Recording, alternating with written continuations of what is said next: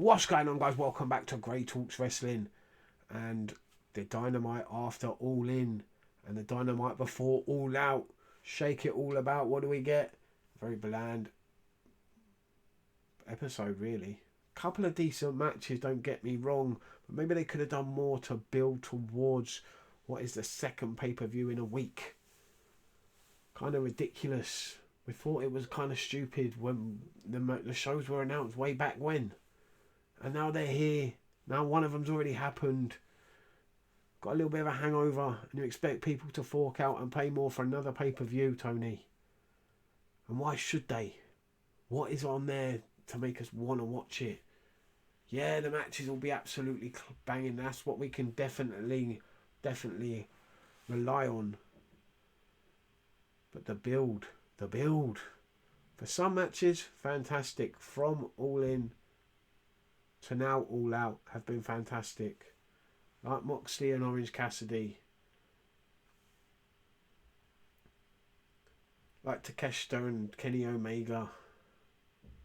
Those two definitely built well. And I'm looking forward to seeing those two matches definitely on this show. But there are other matches that could have been done better. Some people have been done dirty, maybe. Let's talk about it now. John Moxley versus Commander kicked off Dynamite. You know who's winning that one. We know why this match is happening. Commander's fighting for his buddy Ray Phoenix, who was taken out by John Moxley. That kind of made sense, I suppose. John Moxley getting the win here, keeping him strong for that international title match at All Out. Got some friendship circles going on tonight. Let's talk about friends. We've got Jericho and Sammy Guevara. Are they breaking up? Are they making up? Who knows? They're going to be a tag team for now, though.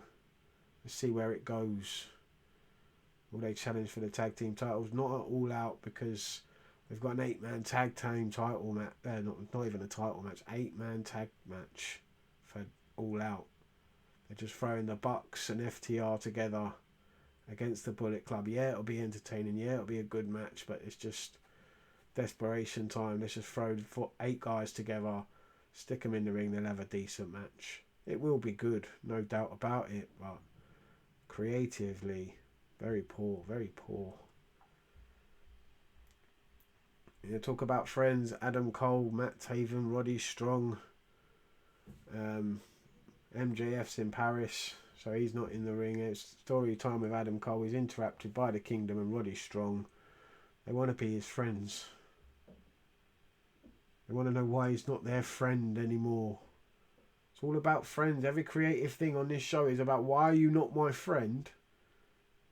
Is that all we've got? Can we be friends? Where are my friends? No one's my friend. Jesus Christ. So Roddy Strong's going to try and challenge for the title because he wants to be Adam Cole's friend. And for some reason, the Kingdom are not challenging for the ROH tag titles at All Out. That would have made sense to me, but that's not happening. What did happen was Eddie Kingston had a very good match with Wheeler Yuta, and for some reason he's not challenging for the title or the ROH world title at All Out as well. That would have made perfect sense after the brutal beating him and Claudio gave each other at Wembley. Would have made perfect sense for these two to fight each other for the world title at All Out, ladies and gentlemen. Come on, you knew it. You know it makes sense. Tell me I'm wrong. No, there's no CM Punk. What else have we got to look forward to? Come on. Tell me I'm wrong. Eddie Kingston winning the ROH title, people would be jumping up and down at the end of the show. It would make sense. Everyone wants to see it happen. Be a banger of a match, and you know it would be.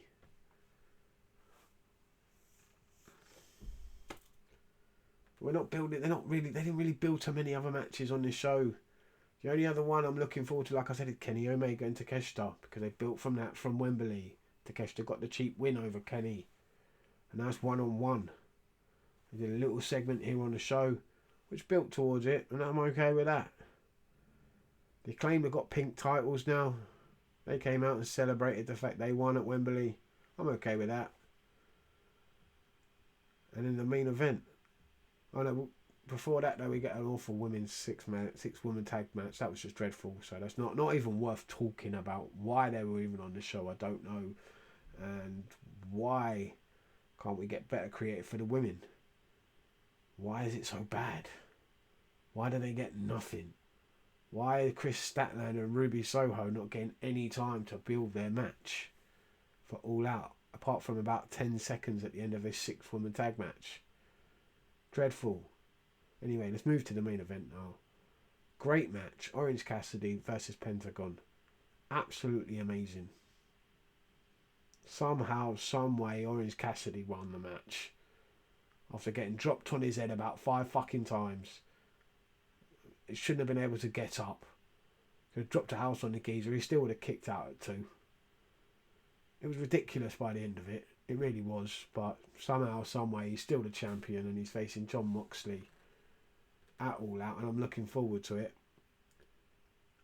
Even more so now. And it's so Orange Cassidy that it's taken him this long. How many years? To show that he can fucking cut a promo. Absolute fire on the mic. Just does it when he feels like it, I suppose. Right time, right place. And he pulled it out. There you go. So Orange Cassidy. Yeah, there's things I'm looking forward to at All Out. And they could have done better on this show to build towards that, in my opinion.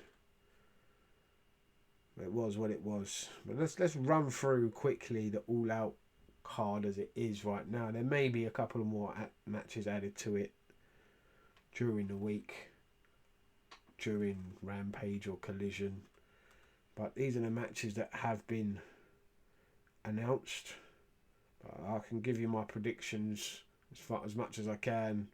I mean, ROH Tag Team Championships, MJF and Adam Cole versus who knows. They can't take the titles off of MJF and Adam Cole already, so we know who's winning that one. Shane Taylor is challenging Samoa Joe for the ROH Television Championship. Might as well just be an ROH pay-per-view at the moment.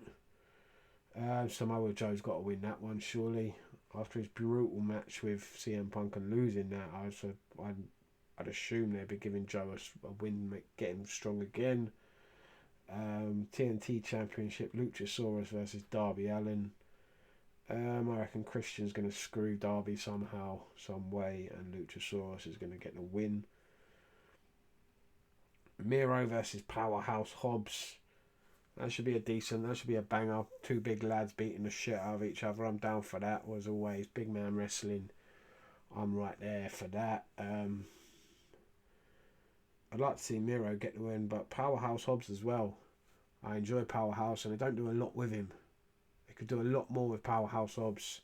It's a shame they split him and Ricky Starks up in the first place, in my opinion. Should never have happened.